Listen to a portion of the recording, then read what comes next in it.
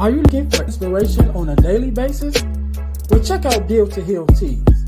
With our inspirational teas, you're sure to find something that will inspire you. Just go to dealtohealteas.myshopify.com. That's Deal to Heal Teas. Put some inspiration in your situation. Wear inspirational tea and be inspired all day. That's Deal to Heal Teas at dealtohealteas.myshopify.com.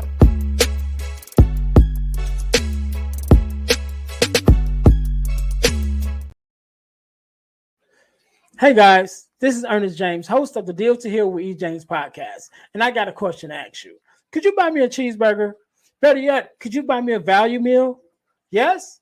Well, guess what? I don't need a value meal. However, for the cost of a value meal, you can support this podcast to keep us on the air. Just go to Patreon/Deal to Heal podcast and choose any one of the 3 tiers that's available. And if you just want to make a one-time donation, go to Cash App and make a donation to $E James, the number 418. Make a one-time donation to the Cash App, or again, go to Patreon to support this podcast and keep us on the air. Thanks in advance. Be blessed.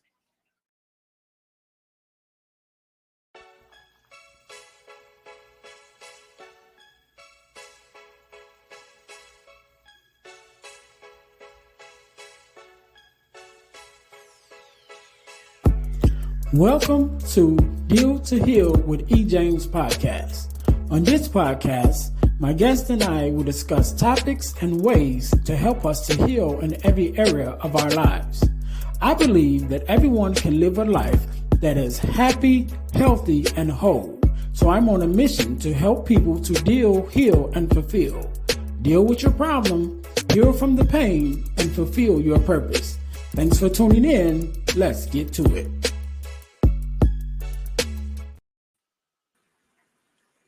Welcome to the Deal to Heal with E. James podcast. I am your host, Ernest James, and I believe that everyone can and should live a life that is whole, healed, and healthy. And therefore, I'm on a mission to help people to deal, to heal, and to fulfill. To deal with your problems, to heal from the pain, and to fulfill your purpose. Thank you guys once again for tuning in to the Deal to Heal with E. James podcast. If you haven't already, make sure that you listen, like, subscribe, and share to the podcast on all of our social media outlets. Definitely on our YouTube page. Definitely want to get those numbers up on YouTube, but also on our Facebook page, all of our social media outlets for that matter. Make sure you guys are liking and sharing. Yeah, don't keep it to yourself. Share with someone else, right? You know, of course, we got some good stuff. We bring some good stuff to you, or you wouldn't be listening, right? So since we know you're listening, you know you love it.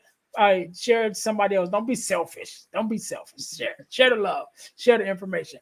Also, guys, I'm going to tell you how you can win $100 from the podcast, and it don't cost you anything, but you got to stay until the end, listening to the end to get that information. So just hold on, right? So our next segment that we started is our product of the week. That's our product of the week. So listen up. Our product of the week this week is one of our inspirational teas, and this one says, health is wealth, right? This is our health is wealth tea. I'll let you look at it a little bit. For those of you that's on YouTube, you'll be able to see it. For those of y'all that's not on YouTube, go to YouTube and check it out, right? But it's our health is wealth inspirational tea, and because definitely health is our greatest wealth that we can have, because money means nothing if you ain't got your health to enjoy it, right? But speaking of wealth, today we will be talking about wealth, because we will be talking about financial literacy, definitely for all of us, not just for for teens. My guest definitely talks about financial literacy for teens, but it just doesn't affect teens. It definitely affects all of us. But if we get able to get this information at a young age, it definitely can change the outlook of our families. Also, our websites is out. Our new websites, we definitely check us our company website, at dealhealfulfill.org. That's dealhealfulfill.org. Check out our company website and ebooksbyejames.com, where our ebooks are. Definitely, you heard me talk about it before. There's 3 ebooks that's available from Males to Men, which is a male mentoring ebook. The core 4, which is the core 4 values every daughter should get from her father. Ebook is available, and also Forgiving Me, the 4 steps to self-forgiveness. All of those are available at ebooksbyejames.com. So make sure you guys check that out. Yeah, I think that's good. We'll talk about some other stuff a little later. So today, just like any other day, we are blessed with a guest, Mr. Phillip. How are you doing? Hey, how you doing, brother? I'm good. I'm good. I didn't want to mess up your first name, so that's why I went by the last name. Pronounce your first name for me so I can get it right. Oh, it's Kerwyn. Kerwyn. Okay. I thought that's what it was, but I didn't want to take a chance on I got you. So first of all, let me say thank you for being here, man. I definitely appreciate it. And I know you could be doing anything else, but you took out the time to be here with me and my listeners. So I want you to know up front, I definitely appreciate it. So we're going to jump right in it. One of the things that I know, Kerwyn, from a previous conversation is that you are a girl dad. So Yes, when I have a girl dad on, first 2 questions out the gate, what does it mean to you to be a girl dad, and what is something your daughter or daughters have taught you? Oh man. So I'd say, what does it mean? It means a lot. I mean, I only have one daughter. I have 2 sons, 1 daughter. So we spend a lot of time together. She's always, trying to pick my brain for stuff and asking a lot of questions. So it means a lot. It means a lot. We've got a good bond, a good relationship. So just being able to pour into her and just the different questions that she asks me, just know that she's really on top of things and really trying to get to that next level. And I would say something that she's taught me is patience. It takes a lot of patience to work with my daughter and raise her and just love her and stuff like that. So I'd say just the art of patience and being able to because she's like me in a lot of ways. So it's like dealing with myself oftentimes. So it's like, okay, I feel you. That's exactly. I always say now. I get to say now. My baby's not a baby no more. Actually, by the time this comes out, she would have made 20. So she'll be 20 years old by the time this airs. But yeah, so my baby's not a baby no more. She's my only biological child. I have 4 bonus sons, my stepsons, but now I'm a grandfather to 2 granddaughters. So that's a whole nother aspect. Thank you. That's a whole nother aspect of fatherhood and being a girl dad. To be a girl granddad, oh, that's a whole nother thing. You get all the glory with none of the trouble, right? I know that's right. You can send them home like they start acting up or whatever. Like, hey, go to your dad. So definitely. So man, let's jump right in. Let's go. Matter of fact, let me start here because I should have did this first. But do me a favor, introduce yourself to my audience and let us know exactly who you are and what it is that you do. Oh man. So my name is Kerwyn Phillip. I'm a finance literacy advocate.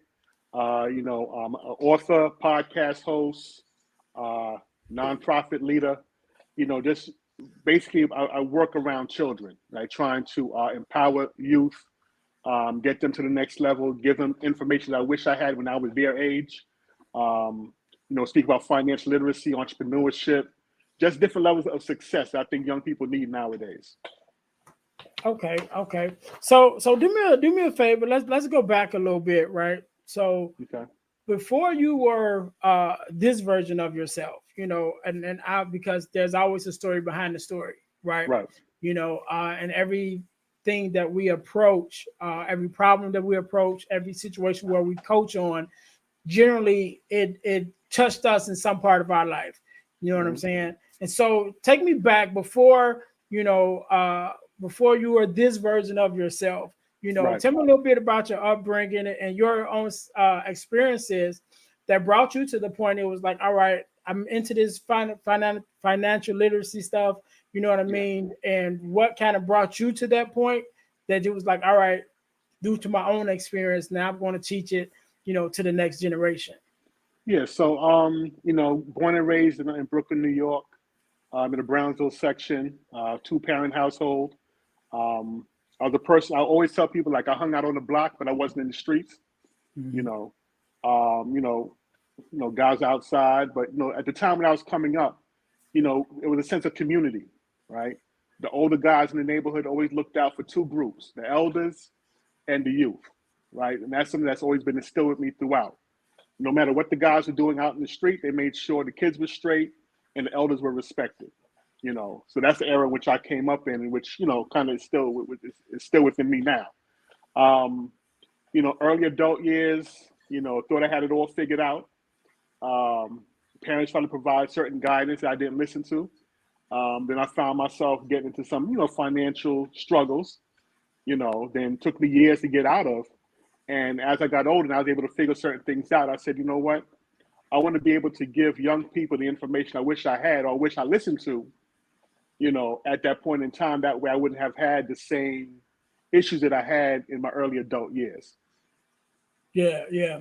So and I wanted to have you on for two reasons. Number one, because I think financial literacy is definitely something we need to have, on a broad, uh, stage across the board. Like I Right, said, not just necessarily with the youth, but also with some of us who are older, who still don't have, the knowledge of how to handle our finances.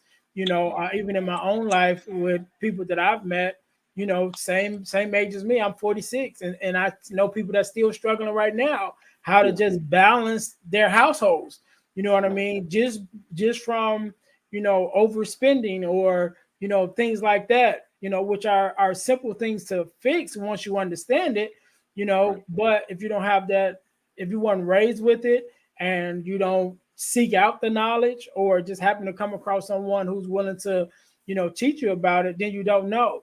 And the unfortunate part about that is you can't teach your kids what you don't know. You know what I exactly. mean? And so even with my parents, um, there were definitely some financial literacy. Hmm. Um, my parents at one point was doing very well. Hmm. We had the nice house and the cars and the campers and all of that. But I think even then it was still some uh, I think it still was some information that was missing, maybe in the investments, knowing about investments and things like that, because it was a season when my dad lost his job and we ended up Hmm. losing everything. You know what I Wow. mean? And so, um, yeah. But even with that, like I said, so my parents knew some things, but it still was Hmm. some other things missing because even myself, when I got older and I found out about adding my daughter on my credit card as an authorized user, which would give her my credit history.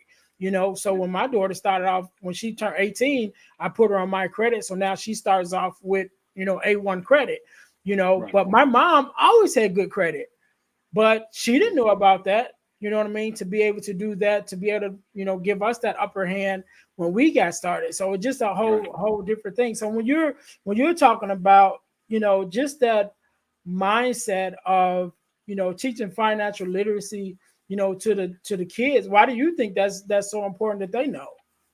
Like you say, the earlier you get this information, the earlier you're able to start applying it. And they start making sense to you, right? So let's say, like with my kids, I teach them different things as they were coming up, as teenagers. Saving money, putting stuff to the side, learning the difference between wants and needs, right? The earlier you start practicing and start becoming aware of this information, then when you become an adult and you get your real job and you have real bills, then you've already practiced a lot of the Mm-hmm. principles, and you have a better chance of being able to take advantage of different things that are around you, as opposed to not knowing, like myself, just doing crazy stuff that I shouldn't have done, because I didn't know any better. Just applying for credit cards, getting credit early, not really making, proper judgment, Mhm. like buying my first car and getting in over my head and just, again, applying for credit and realizing that you have to pay that stuff back sometime, Right. you know, and it really messes you up if you're unaware.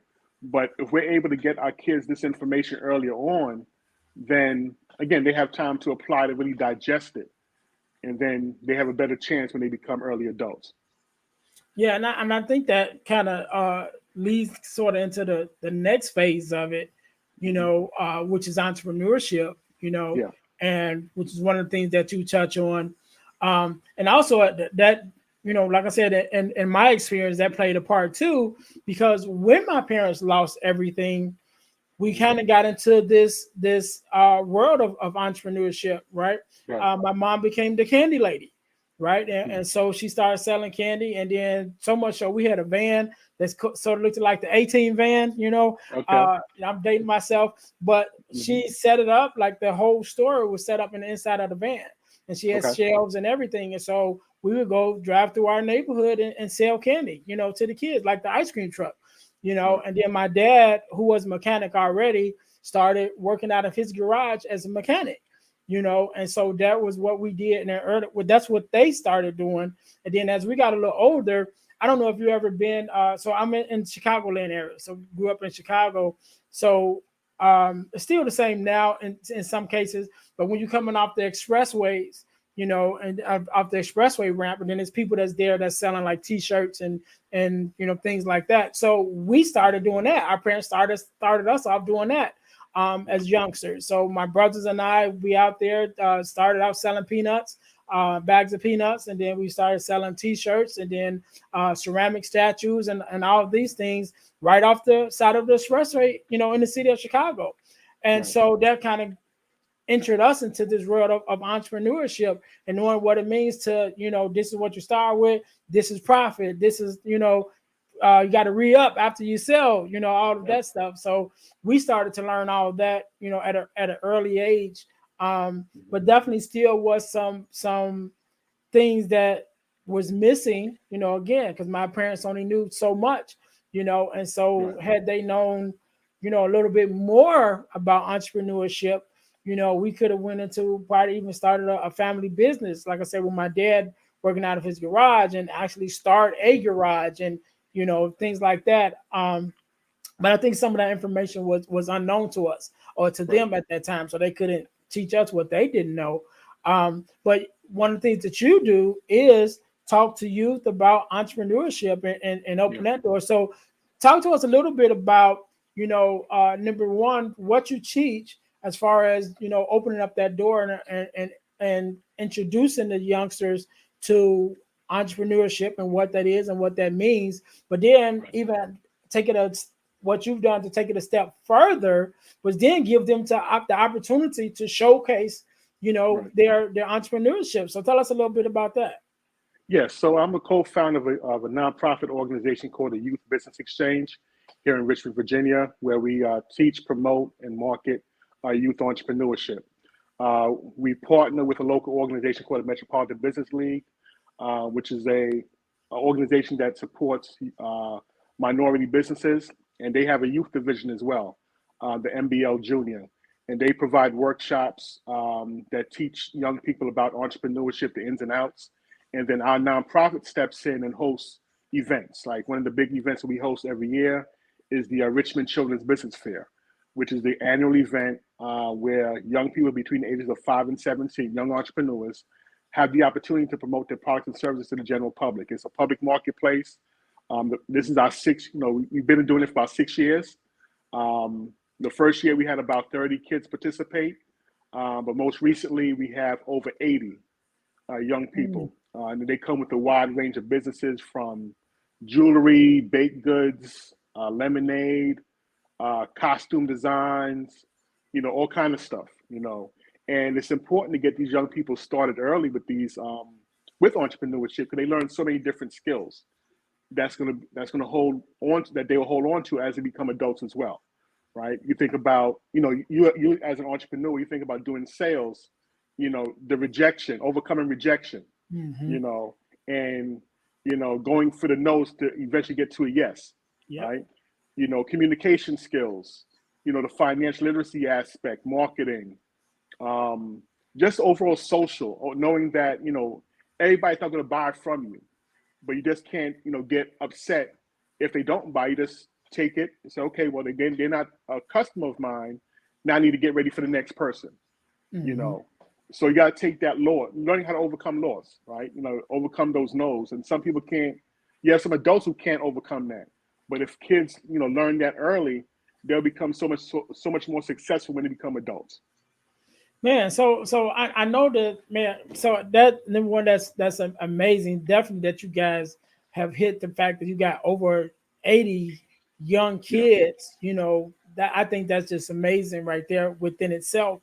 But I'm sure that there is with you being there from the beginning, like when you first meeting these kids and start pouring into them, and then to get to the point where they're able to now present their idea and present their business, to the world. I know there's a transformation there. So talk to me a little bit about just that empowerment that it gives a youngster who you might meet, when you first meet them, that may even be shy or whatever, and just like, I don't know, but then you start pouring into them and see that change of pride when it comes to, this is what I built, and to be able to present it. So tell us a little bit about that, just that empowerment that it gives the youth with having this opportunity. Yeah, it's funny. We have like several kids that's been with us since the first business fair, and to see them grow over the years. Like they start with one product, and then as their mindset shifts and their interests change, so does their business ideas change. You know, and as you said, there's certain kids that come in. Like the first year that came in, they were so shy and timid, and and was kind of scared to communicate. But then as years progress, they get that practice in year after year, and now you can't get them to be quiet. They just they stand so confident as they talk about their business, you know, and they pursue other interests as well, so they don't just stay in that one bracket. Then also the testimonies we get from the parents saying, wow, my child was so sheltered and timid when we first started, but now they're doing this business. Now they have other things that they're doing as well. And they see it, they see their academics performance increase as well. Because now they have that confidence that they Mm-hmm. can excel, that they find something they're good at, Yeah. and their interaction with their peers is totally different. So it impacts the kids so many different ways, that, it's remarkable to see as they grow and they mature. Yeah, and I think that's amazing, because I know when my daughter turned 18, Mm-hmm. she was still in high school at the time, but she was really into photography and audio video. Mm-hmm. So I talked to her about starting her own company, and Right. one of the things that I did for her 19th birthday was to go get her LLC started. Right. For her business. I'm like, when you're ready, you already got it's already started. It's just a Mm-hmm. matter of putting the work in to take it to that next level. Right. But again, like you said, also their interests change.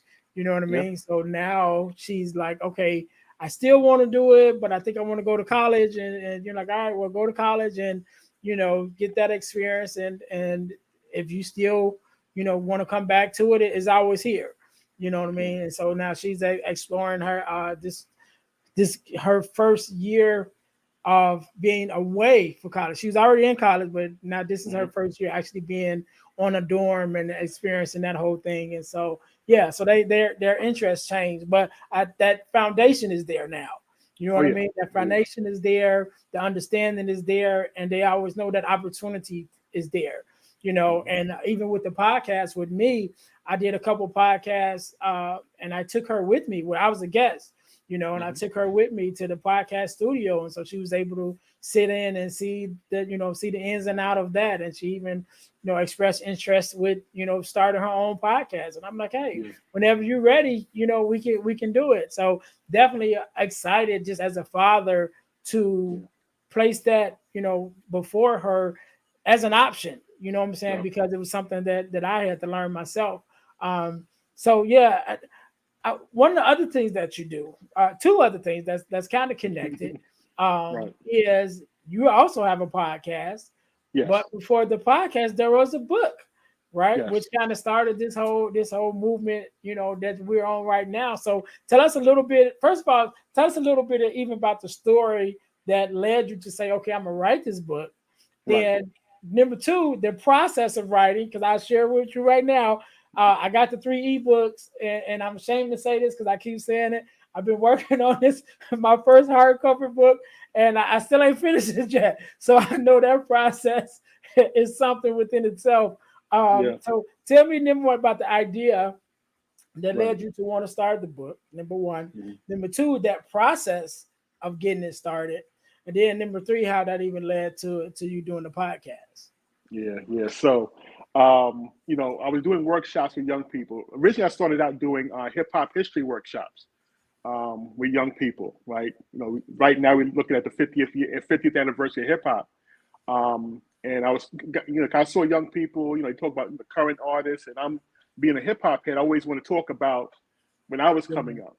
And when we look at the history of hip hop, these pioneers we speak about, Kool Herc, Flash, Bambaataa, Curtis Blow, they were teenagers at the time in the early 70s when they were developing this thing. And from the mind of teenagers grew this multi-billion-dollar industry, right? So if we let young people know that, okay, well, this thing that you see now came from 12, 13, 14-year-old kids being creative. Now, what Right. can y'all do now, right? So doing the hip hop history workshops and I used to call them the youth empowerment workshops, it kind of evolved into get into like financial literacy and interviewing skills. So with me doing like some of the financial literacy stuff I was doing with the young people, I was using other people's books like The Richest Man in Babylon, Rich Dad, Poor Dad, and a few others. And I found that the young people really couldn't connect with the content, right? They were losing interest in the books because they couldn't relate to the characters. So I said, how can I take the same information, this financial literacy information, package it in a way that our young people will want to read it? And that's what gave birth to the book Malik's First Job: Financial Principles for Teens, right? The book is about a young man, in the city, going on his first job interview at a sneaker store. We know our kids are into sneakers, right? And after he gets the job, he sits down with his father to learn how to manage his money, And again, I wanted to write the book in a way that the kids can relate to, like it's written in a certain slang, it's not all rigid and structured. It's in a way that, okay, when they read the characters speaking, it's like, wait, we speak like that. It's terms that they can understand. That way they can get past that barrier and really digest the information, right? So that's what really gave birth to me writing the book.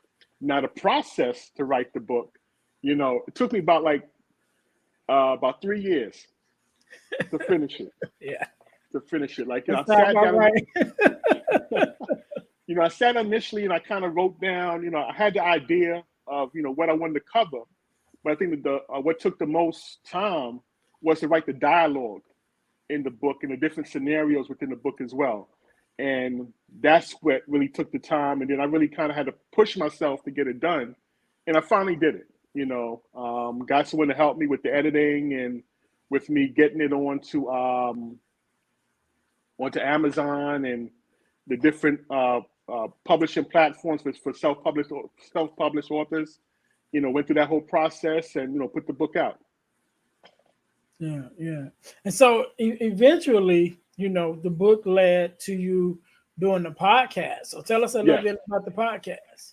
Yeah. So, after the book came out, I was, promoting it to different people, friends and family. And then several people came to me and said, okay, why don't you do a podcast? I'll promote the book. Now, initially, I was like, no, I don't want to do a podcast. I'm not, that's not my thing. But then as time progressed, and I thought about it, and I came across, I met David Shands, went through his program about, launched the podcast challenge. And I said, you know what? I'm going to go ahead and take a stab at it. And I went ahead and launched it. And I did the Malik's First Job podcast, where we speak about leadership, entrepreneurship, and financial literacy for parents and teens.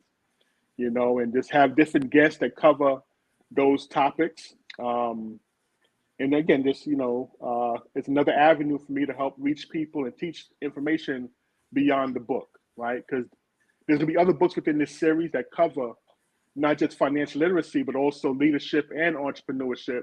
So it's going to grow as the brand grows as well. Okay. Definitely want to shout out to David Shands. Oh yeah. That's where I got my start too with the podcast, with the information of the ins and outs on how to actually build a podcast. Yeah. I took the Lunch Your Podcast Challenge twice. Okay. And the second time I took it just number one for the community, Yeah. because it definitely was enough information for me to get started and to get into this field. Yeah. But I wanted to do it the second time around just because I enjoyed the first time, Yeah. so I Yep. did it twice. So definitely want to shout out to David Shands. Don't get paid to promote him, but I definitely do because I Oh yeah. appreciate him. And he also has a podcast course now where you can take the online course and teach you how to, build your podcast and monetize and all those things. So definitely want to shout out to David. So how long has you been have you been doing a podcast? Oh man, I started out January of last year, and I'm about they say that the average podcast person was less than 10 episodes. Yeah, 6. It's six. Yep, It's 6 six episodes. episodes. All right, so I just published my 40th episode Okay. last week. Had some breaks in between, because like life happens, Right. But but I stayed the course, and like I said, we're still going. So Yeah. Well, congrats. Yeah. Definitely, I hit that year mark. 52 episodes not too long ago. Okay. By the time this will come out, I'll be in my third season. This Okay. will be the 92nd episode, so we can get Nice. close to 100. Getting close to 100 Okay. episodes, so I definitely know the journey, man, and definitely appreciate it. Being in this space, it opens so many doors, even with entrepreneurship itself. And like you said, by even starting a podcast, which a lot of things one of the things people don't know is that definitely is the way to, promote your own products and things like that. It kind of like one hand washes the other. So you start with the book and then you do the podcast, and the podcast promotes the book, and then the book is, supports the podcast on the back end, So definitely podcasting is outside of just being a great medium by itself. When it comes to business, it definitely is an asset, to whatever you got going on, whether you host your own podcast or whether you're a guest, and to get in front of different audiences. So we always looking for sponsors, you know what I mean? And for people that want to get on and promote their things here, as long as it's in the area that's going to bring some help and some healing, to my audience, which is what we all about. So as long as the missions align, definitely love extending my platform to be able to, be that opportunity for somebody who needs it. So man, definitely, man, I'm glad to have you on. Glad that you came on, because again, this financial literacy, like I said, if we swing a little bit into the adults, we talked a lot about the kids, but just in the lives of adults, because I'm sure even some of the children that you are teaching these things to, in turn have to teach some of them to their parents, because their parents don't even know. Like I said, with my experience, my parents did know a lot, but knowing what I know now, it was a lot of stuff that they didn't know, that had they had known, like I said, at that time when my dad was working out of his garage, that he could have took that opportunity to actually build a garage as a business, because he did that for years. I mean, he had grew up being a mechanic anyway. He was a jet mechanic in the service. You know what I mean? So definitely had the credibility, and the knowledge and the know-how to do it, but maybe I don't think was necessarily exposed to the fullness of entrepreneurship and financial literacy. So even when you're talking to some of the parents, I'm sure you have parents that's probably asking you questions like, well, how do you do this and how do you do that? So what is some of your experience even just talking to the parents? Man, it's so funny because I have parents who purchased the book and they say, yeah, I bought this for my child, but I had to read it myself because it's information I didn't know. You know, they didn't know about paying themselves first. They didn't know about, you know, investing and, you know, putting money to the side and the interest rate that you get from a bank versus, you know, other means of trying to multiply your money. So it's just some of the feedback, you know, you get from the parents is amazing. You know, that even though my initial audience was children, but I also see them helping adults as well, because, you know, it's a blessing, right? Yeah. And it's again, and the way it's written is written, you know, in a simple way, right? So it's not too complex. So the parents are like, hey, I can understand this. It's not all those complex terms and the terminologies and the, you know, the intimidating, how it comes across intimidating. They say this is digestible and I can understand it. So, you know, people like things simple anyway, right? Yeah. When you try to overcomplicate it, you just kind of lose people after a while anyway. So, Yeah, and I definitely, like I said, I appreciate it, because just knowing my own story, and had I known, and had my parents known, some of the stuff that you teach, you know, in your book and through your programs, it definitely could have changed things around for my family quicker. I mean, we definitely right. put the work into, you know, my dad and my mom to get us to where we are now. But had we had that information, that turnaround would have been quicker. And even with Right. my own self, with the businesses and things that I have, you know, had I known the information I know now earlier, even Yeah. that would have got started quicker. You know what I mean? And Yeah. so it could have been a different experience and a different conversation of me even having the conversation with my daughter about business.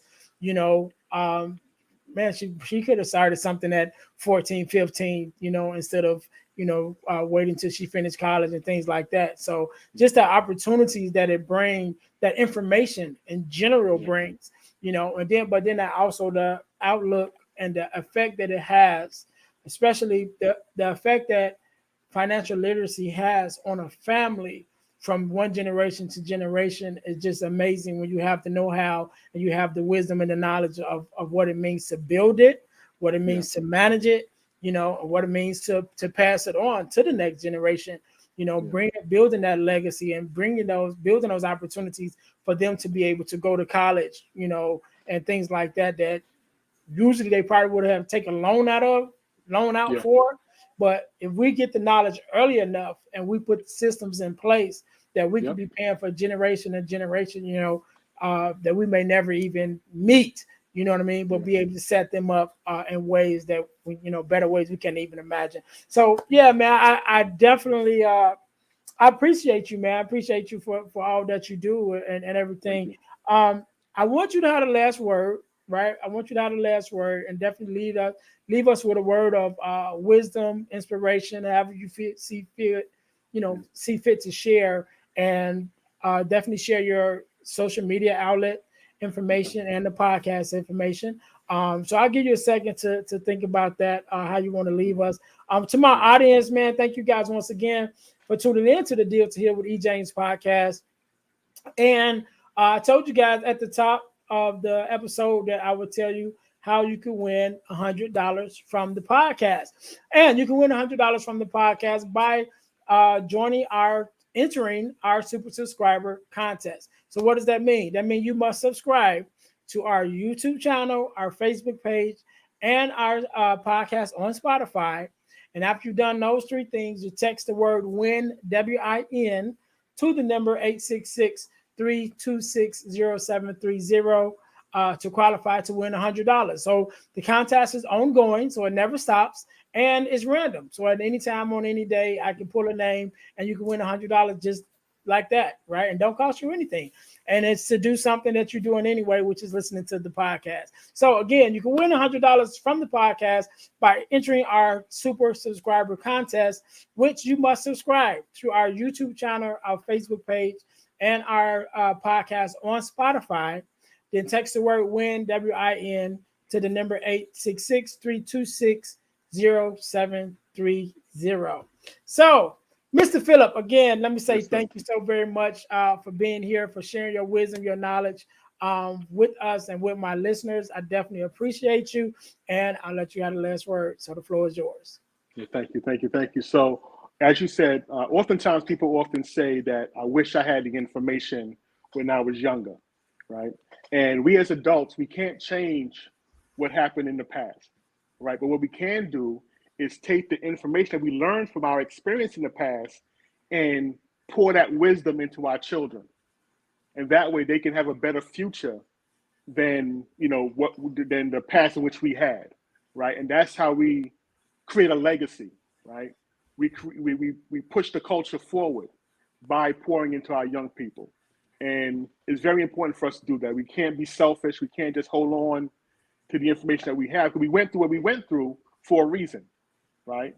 We hear Jay-Z say in one of his songs, Hov did that, so hopefully you wouldn't have to go through that, right? Mm-hmm. So the struggles that we've gone through, we use that as a lesson to teach our children, because oftentimes when we deal with our children, we're looking at ourselves, right? So it's like teaching, like I mentioned earlier, when I look at my daughter, I see myself oftentimes. So I got to teach myself so that as she moves forward, and my other kids, as they all move forward, that they won't slip over the same banana peels or whatever, or the hurdles that I had to go through. They'll have a better advantage of either going around it or jumping a little bit higher over it, so they don't stumble over those different things, right? So don't hesitate to pour into your children. And if you don't even have your own children, we're a village. Mm-hmm. Pour into other kids that's outside your immediate circle, because they all need it. They all need it. Right. And where can they find your social media outlets and things like that? Yeah, so I'm on, Instagram, Facebook, Twitter, LinkedIn. Just look up, Kerwyn Phillip. My website, maliksfirstjob.com. My podcast is on it's on all podcast platforms. You look up the Malik's First Job podcast. It's on YouTube as well. And if you're interested in getting a copy of my book, you'll find a link within the show notes below, whereas you'll be able to get access to the book as well and purchase your own copy. All right. We can't end it no better than that. To my listeners, thank you guys once again for tuning in to the Deal to Heal with E. James podcast, where my mission is to help people to deal, to heal, and to fulfill, to deal with your problems, to heal from the pain, and to fulfill your purpose. So until next week, you guys be blessed. Hey guys, I know you're enjoying the podcast. However, don't forget to join our text line at 866-326-0730. That's 866-326-0730 in order to receive text messages with new events and things that is going on and new episodes as they release. All right, see you in a minute. Thanks for listening to the Deal to Heal with E. James podcast. Remember to listen, like, subscribe, and share. This episode has been brought to you by Deal to Heal Teas. Put some inspiration in your situation. Wear an inspirational tea and be inspired all day. Let's go to dealtohealteas.myshopify.com. Remember, our mission is to help you to deal, heal, and fulfill. Deal with your problem, heal from the pain, and fulfill your purpose. Thanks for listening.